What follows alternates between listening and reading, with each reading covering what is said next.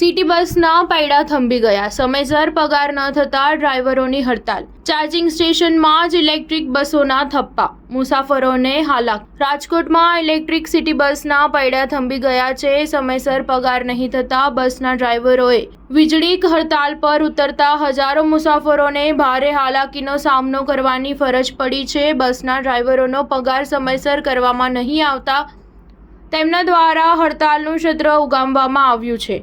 રાજકોટના 80 foot road પરના charging સ્ટેશનની અંદર જ બસોના થપ્પા કરી દેવામાં આવ્યા છે, જેને કારણે અનેક મુસાફરોને ભારે હાલાકી ભોગવવી પડી રહી છે. રાજકોટમાં 70 જેટલી ઇલેક્ટ્રિક બસો દોડી રહી છે, જેને 100 જેટલા ડ્રાઈવરો દ્વારા અચાનક હડતાલ પાડવામાં આવી છે અને અમુક સર્કલ પાસેના ચાર્જિંગ સ્ટેશન ખાતે બસોના ખડકલા કરી દેવામાં આવ્યા છે, જેના કારણે દરરોજ સિટી બસમાં મુસાફરી કરતા હજારો મુસાફરોને ભારે હાલાકીનો સામનો કરવો પડી રહ્યો છે. નિયમિત ઓફિસમાં તેમજ સ્કૂલ કોલેજમાં જતા વિદ્યાર્થીઓને પણ મુશ્કેલી સહન કરવાનો વારો આવ્યો છે. જો કે મોટાભાગની સ્કૂલો અને કોલેજોમાં હાલ વેકેશન છે. સ્ટાર ન્યૂઝ 7 હંમેશા સચ્ચાઈની સાથે.